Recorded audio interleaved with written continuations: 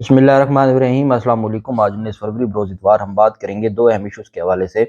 صدر پاکستان نے خط لکھا تھا چیف الیکشن کمشنر کو الیکشن کی تاریخ کے حوالے سے، اور اس پر چیف الیکشن کمشنر نے خط کی جواب کی بجائے صدر پاکستان کو اخلاقیات سمجھاتے ہوئے یہ کہا ہے کہ آپ کو بہتر الفاظ استعمال کرنے چاہیے تھے، اور ساتھ ہی انہوں نے تاریخ دینے سے انکار کر دیا۔ اب بیسیکلی کوئی الیکشن کروانے کا نہیں کہا تھا، بلکہ الیکشن سے متعلق مشاورت کے لیے صدر پاکستان نے خط لکھا تھا۔ صدر پاکستان نے سیکشن 57 الیکشن ایکٹ کے تحت اپنے اختیارات کا استعمال کیا تھا، جو صدر کے پاس اختیارات ہیں جس سے الیکشن کمیشن نہیں بھاگ سکتا۔ لیکن اب یہ معاملہ بہت گمبھیر ہوتا جا رہا ہے، اور اب ساری نظریں صدر پاکستان کے اور ایوان صدر کی طرف ہیں، اور اب صدر پاکستان کیا کرنے جا رہے ہیں، کیونکہ صدر پاکستان کی جانب سے رد عمل بھی سامنے آ گیا ہے۔ اس کی تفصیل بھی میں آپ کے ساتھ شیئر کروں گا۔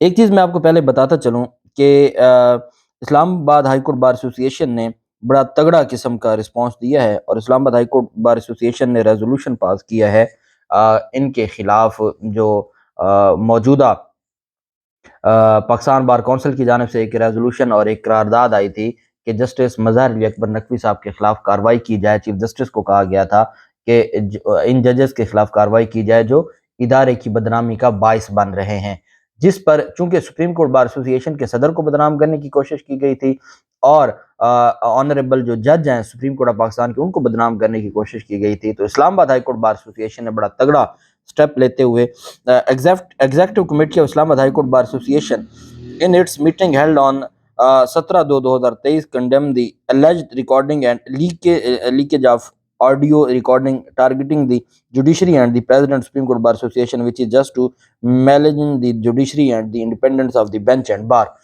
We also condemn the press conference of the Federal Interior Minister and term it as attack on independence of the bench and bar. Such act of the presence involved has already been condemned by the August Supreme Court of Pakistan in many judgments, which is contrary to the fundamental rights of the Constitution of Islamic Republic of Pakistan.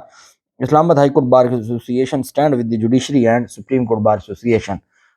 صدر ہیں شعیب شاہین صاحب، انہوں نے کہا کہ اسلام آباد high court bar ایسوسی ایشن اپنی عدالت کے ساتھ کھڑی ہے اور اپنے سپریم کورٹ بار ایسوسی ایشن کے ساتھ کھڑی ہے، کیونکہ پاکستان بار کونسل میں جو اس وقت وہاں پہ انتظامیہ ہے وہ تعلق رکھتی ہے احسن بھون صاحب اور اعظم نذیر تارڑ صاحب، جو جس کو لیگی گروپ کہا جاتا ہے، ان کے ساتھ۔ اس وجہ سے انہوں نے وہی موقف اختیار کیا جو مریم نواز کا تھا، جو رانا ثناء اللہ کا تھا، اور انہوں نے بجائے اس کے کہ اگر ایک جج، کیونکہ جج بھی تو انسان ہے، اس کا بھی تو کسی نہ کسی کے ساتھ ایک تعلق ہوتا ہے، اس کی فیملی ہے، اس کے دوست ہیں، اگر جج کی آڈیو لیک ہو رہی ہے اور جج کو کوئی ملنا چاہ رہا ہے، اور سمپل اتنی سی بات ہے کہ وہ کہتا ہے میں ملنے آ رہا ہوں، اور انہوں نے کہا کہ آپ کو ضرورت نہیں ہے، تو انہوں نے کہا جی میں آ جاتا ہوں، ملنے آ جاتا ہوں، اتنی سی بات پر آپ نے جو ایک ڈرامہ رچایا اور ایک جج سپریم کورٹ آف پاکستان کو بلیک میل کرنے کی کوشش کی، جس کی دنیا میں کوئی مثال نہیں ملتی۔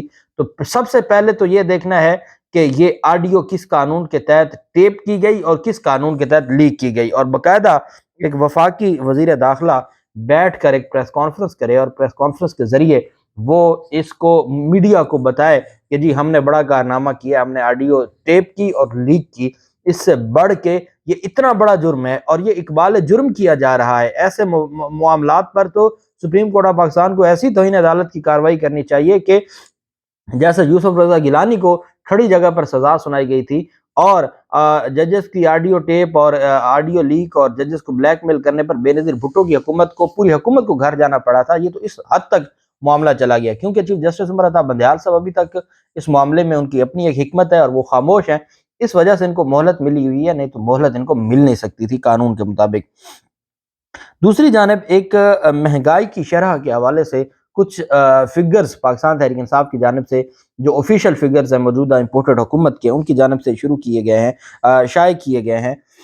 ان 8-9 ماہ میں جو مہنگائی کی شرح ہے، عمران خان کے اپریل 2022 کے بعد سے یہ جو 9 ماہ ہیں، اس میں جو مہنگائی کی شرح ہے، مرغی کی جو مہنگائی ہے وہ 102% مہنگی ہوئی ہے، 100% سے زائد مرغی مہنگی ہوئی ہے اس امپورٹڈ جو رجیم چینج آپریشن کے بعد، اس امپورٹڈ حکومت کے دور حکومت میں۔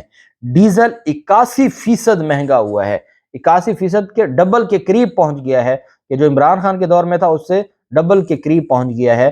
مرغی تو ڈبل بھی کراس کر چکی ہے، पेट्रोल 70% महंगा हुआ है इमरान खान के दौर से, जो पेट्रोल है वो 70% महंगा हुआ है, और चावल 74% महंगा हुआ है इमरान खान के दौर में, और इस जो इम्पोर्टेड हुकूमत है इस दौर में 74% चावल महंगा हुआ है। दाल मूंग 68%, ये आम लोगों के इस्तेमाल की जो चीज़ है, जो गरीब आदमी इस्तेमाल करते हैं, दाल मूंग 64% कीमत बढ़ी है दाल मूंग की। चाय की पत्ती की 64% कीमत बढ़ी है, जो इमरान खान के दौर में थी उससे डबल से भी ज्यादा इन्होंने उसकी कीमतें बढ़ा दी हैं। और डबल रोटी 55% रुपए, अगर आप वैसे रोटी की बात करें तो वो भी 50% और 55% उसके रेट बढ़े हैं। नान की बात करें तो वो 60% रेट बढ़े हैं। ये इतना बड़ा जुल्म, महंगाई, एक महंगाई होती है कि जी चले को 5%, को 10%, यहाँ सीधा सीधा 80% 70% 75% जो आम रोजमर्रा जरूरियात की चीजें हैं उस पर महंगाई बढ़ाई गई है, और उस पर कोई इनसे पूछने वाला नहीं है, और कोई इनके खिलाफ एक्शन लेने वाला नहीं है। अच्छा, 18 फरवरी का ये नोटिफिकेशन है जी, सॉरी ये ख़त है, सिकंदर सुल्तान राजा ने बज़ाते खुद ये ख़त लिखा है। अच्छा, सिकंदर सुल्तान राजा और इलेक्शन कमीशन के हवाले से एक चीज़ मैं आपको बहुत अरसे से बताता आ रहा हूँ कि इलेक्शन कमीशन इस वक्त सबसे बड़ी अदालत अपने आप को समझता है, और इलेक्शन कमीशन अपने आप को सिर्फ वो अदालतें लगा के बैठे हैं, बेंच उनके बने हुए हैं, और वो सारा दिन रिमार्क्स देते हैं, और उसमें स्पेशली इमरान खान के खिलाफ केसेस की समाअत हो रही है। फिर इतना लाडला कर दिया गया था और इतना लाडला बना दिया गया है कि वो अपने आप को सुप्रीम कोर्ट से भी, पहले तो था ना कि हाई कोर्ट हमारे फैसलों के खिलाफ, हाई कोर्ट इनका शोकॉज नोटिस मुअत्तल करती है तौहीन इलेक्शन कमीशन का, और वो क्या करते थे, वो कहते थे कि कैसे कर सकती है, क्यों कर सकती है, और कैसे जो हमारा निज़ाम है वो हाई कोर्ट का अख्तियार कैसे है। हाई कोर्ट के स्टे ऑर्डर के बावजूद ये कार्रवाई जारी रखते थे। ये पहले तो अपने आप को हाई कोर्ट से मावरा समझते थे। जब एक दिन वकील ने कहा, पीटीआई के वकील ने, कि वो हाई कोर्ट में मसरूफ हैं, तो उन्होंने कहा ये को हाई कोर्ट से छोटी अदालत है जो कमीशन है। अब वो 2 स्टेप आगे चले गए। उन्होंने कहा कि हमारी कानूनी टीम ने ये बताया है कि चीफ इलेक्शन कमिश्नर अपने ओहदे के लिहाज से सुप्रीम कोर्ट में पेश होने का मजाज नहीं है। बात ही खत्म हो गई। मुल्क की सबसे बड़ी जो अदालत है उसमें भी चीफ इलेक्शन कमिश्नर इस हद तक लाडलों ने और जो ताकतवरों ने, क्योंकि उनकी इमा पर और उनकी ख्वाहिश पर उसने इमरान खान के खिलाफ ममनुआ फड़ने के फैसले, तोशाखाना के फैसले, जो चाह गया वो उसने कर दिखाया। तो फिर उन्होंने उसको सर पे तो बिठाना था। उन्होंने कहा सुप्रीम कोर्ट क्या है, आप सबसे ऊपर है। अब उन्होंने, ये तो उनकी जानिब से, कानूनी टीम की जानिब से ये बात की गई। अब सदर पाकिस्तान ने खत लिखा। सदर पाकिस्तान ने खत इस वजह से लिखा कि पहले सदर ने खत लिखा था, उसका जवाब तक देना गवारा न समझा चीफ इलेक्शन कमिश्नर ने और इलेक्शन कमीशन ने। उसके बाद क्या होता है कि जब उनकी जानिब से जवाब नहीं आता और लाहौर हाई कोर्ट में एक दरख्वास्त दायर की जाती है कि सदर से कहा जाए कि आप इलेक्शन की तारीख अनाउंस करें। आप जानते हैं लाहौर हाई कोर्ट में जब ये सारा मामला आया था गवर्नर हलफ का, कि गवर्नर हलफ नहीं ले रहा, तो गवर्नर के हलफ लेने के बाद स्पीकर के हलफ लेने का तो कहीं जिक्र नहीं था। हमारे आइन में ये बात नहीं लिखी हुई थी कि गवर्नर नहीं हलफ ले रहा तो स्पीकर हलफ ले लेगा। तो वो जो फैसले दिए थे तो वो भी तो हाई कोर्ट ने दिए थे। उस वक्त वो हाई कोर्ट के फैसले बहुत अच्छे थे। अब हाई कोर्ट कह रही है कि गवर्नर नहीं दे रहा तो इलेक्शन कमीशन दे दे। तो इलेक्शन कमीशन कहता है हमारे पास तो कोई इख्तियार ही नहीं है, हम कैसे दे दे, आइन में जब नहीं लिखा हुआ। भाई आइन की तशरीह हाई कोर्ट ने करनी है या इलेक्शन कमीशन ने करनी है? मैंने तो बतौर कानून का तालिब इल्म आइन का एक आर्टिकल जो हमने तो ऐसे हम जो एक घोल के पिया हुआ है, मैंने तो किसी एक आर्टिकल में ये नहीं पढ़ा कि आइन पाकिस्तान ने ये कहा हो। हमने कहा कि जी जो जुडिशरी है उसका काम है इंटरप्रेट करना, तशरीह करना आइन की या कानून की।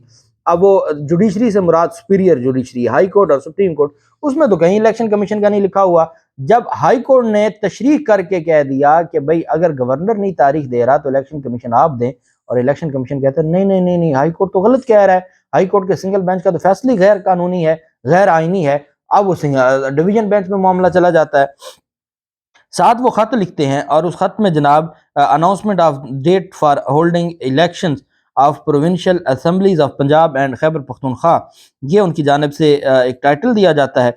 अच्छा, उससे पहले मैं आपको बताता चलूँ कि जो हमारे मुल्क की बदकिस्मती है कि ऐसे टाउट किस्म के जो लोग हैं اور جو تھرڈ کلاس مینٹیلٹی کے لوگ ہیں ان کو وزیر دفاع بنا دیا گیا خواجہ آصف کو۔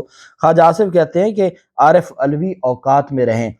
وزیر دفاع کہہ رہا ہے صدر پاکستان کو، جس کو جو ہیڈ آف دی اسٹیٹ ہے اس کے بارے میں کہا جا رہا ہے، اور انتہائی ایک معزز ادارہ ہے، اور عارف علوی نے جتنا ان کو ریلیکس کیا ہے، اگر یہ مسلم لیگ نون کا کوئی ہوتا، صدر ہوتا، اور پی ٹی اے کی حکومت ہوتی، تو اب تک پتہ نہیں کیا کچھ ہو گیا ہوتا۔